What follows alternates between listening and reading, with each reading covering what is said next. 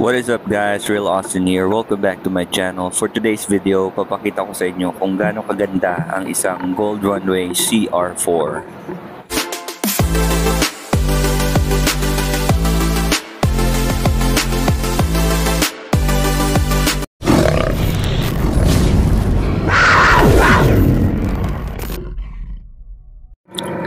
What is up guys, Real Austin here. Welcome back to my channel. And like what I said, ang pag-uusapan natin ngayon ay ang Gold Runway na CR4 na kinabit natin dito sa ating CB1000.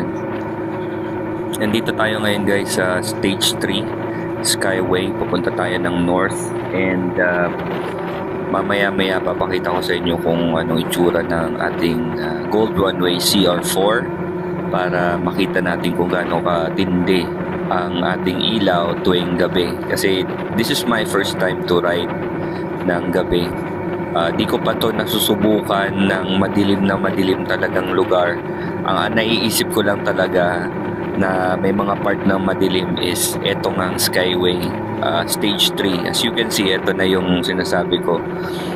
Buong buo yung ilaw ng ating Gold Runway CR4.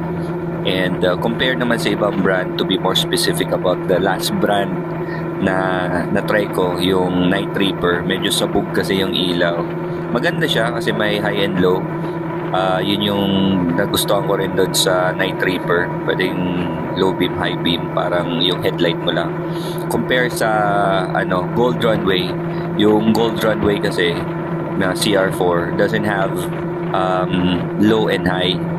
Kaya naka-steady lang yung ilaw na ganito. Pero ang kagandahan naman nito ay may adjustment siya sa brightness ng ating ilaw.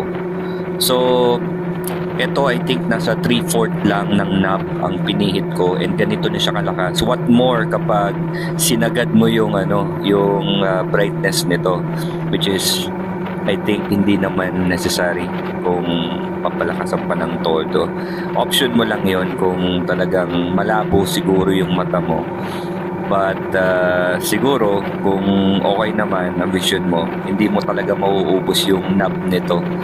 Maliwanag talaga yung buga ng ilaw natin. And based on my research, 35 watts lang tong Gold Runway na kinabit natin, which is CR4. At worth it kahit medyo may kamahalan. Nakuha ko lang to guys ng mga nasa 9,000 ata. Online lang. Hanap-hanap lang kayo sa Facebook, online. May nagbebenta nito na Gold Runway na CR4. Bagay na bagay ito sa mga CB650, CB1000, yung mga classic na mga motor like GS, yan. Bagay na bagay ito sa mga ganyan, yung mga adventure bike. I highly recommend ito na part na to. Tingnan nyo guys, sobrang dilim, pero nakikita nyo naman sobrang liwanag nung ilaw ko kahit naka 3/4 lang yung pihit ko dun sa knob ng adjustment ng brightness.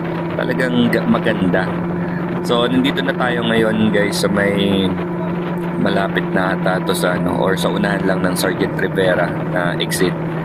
And pupunta na tayo ng Balintawak. And as far as I can see, okay naman yung buga ng ilaw natin. Wala naman ako na-experience na pangit. Nandito na ako ngayon sa may toll gate ng Balintawak. And nakita nyo sobrang dilim dito. Diyan lang sa unahan ng maliwanag. Pero maganda pa rin talaga ang buga ng ating Gold Runway.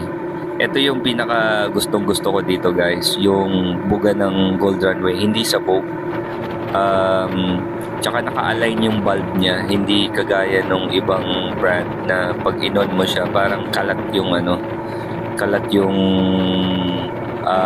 alignment or hindi siya naka-align. Parang ewan ko, di ko alam kung anong term doon, basta hindi lang maganda tingnan. So anyway guys, I hope na nagkaroon kayo ng idea kung gaano kaganda tong Gold Runway na CR4. Like what they said, medyo may kamahalan to. Nasa 9,000 to 9,500 ata yung presyohan nito. Pero worth it. Nandito na tayo ngayon guys sa Petron, and hanggang dito na lang ako. Laging mag-iingat sa pagdadrive. Again, this is Real Austin. You ride safe and peace.